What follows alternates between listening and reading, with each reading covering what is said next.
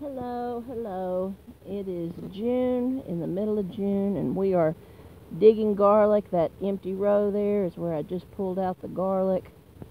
Beautiful day, hot and sunny like June should be.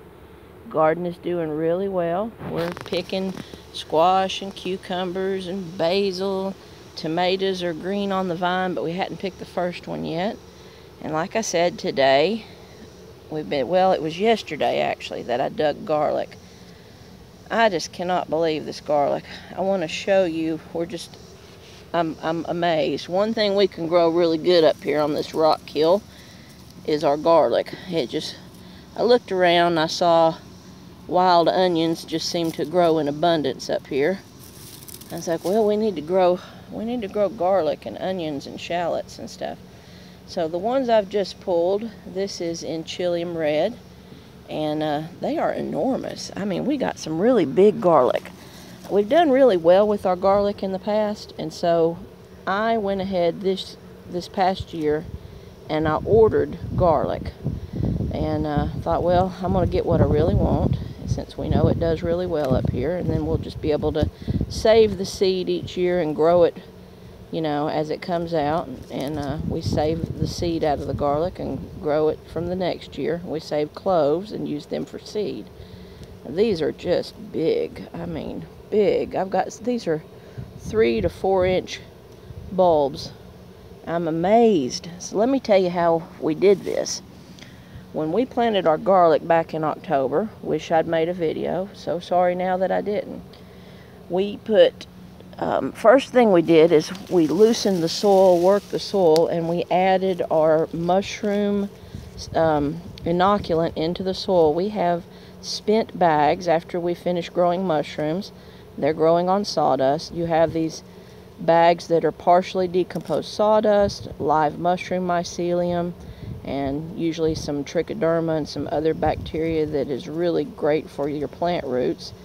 And we work that into our soil. We break those blocks up, and there's some videos on our Facebook page showing us do that. Look for the video. It says where we bury the bodies, and you can see us actually working that into the soil. It's something we do every season. And the mycelium seems to really boost the plants as well as improve the soil.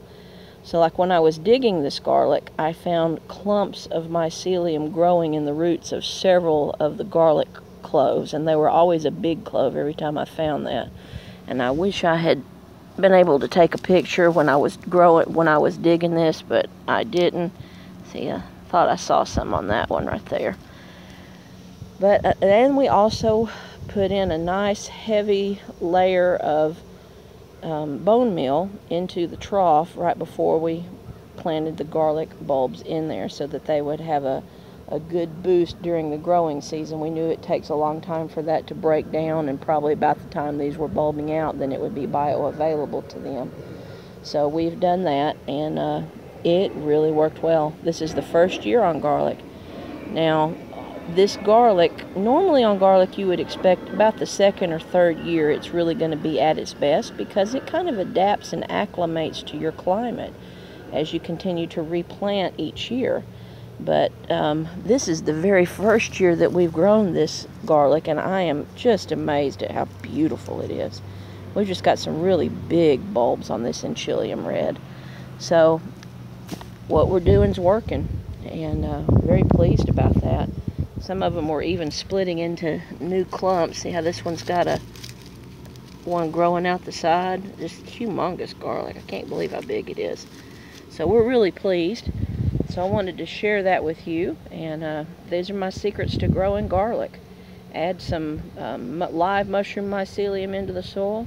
Make sure that you have nice, good, loose, rich soil, of course, to start with. And then the mushroom will break that down and create more soil. And don't forget your bone meal. You really need that in there to get nice, big, anything that is going to be a root or a fruit, it's going to help it.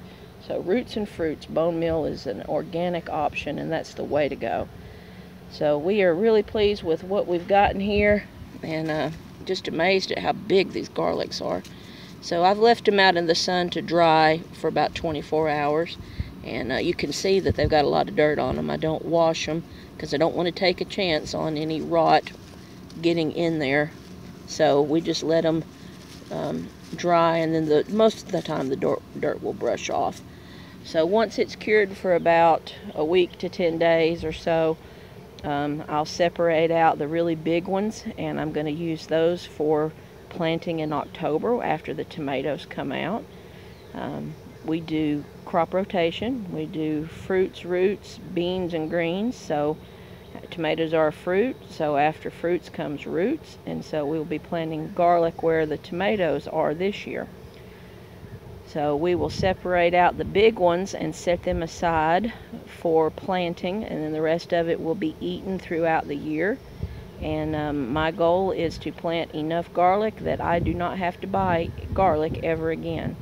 And I was almost able to do that this past year. The garlic that we had previously did not have a long enough shelf life. It just was a variety that stored about 6 months, and after that, you know, it kind of went downhill and we weren't able to use very much.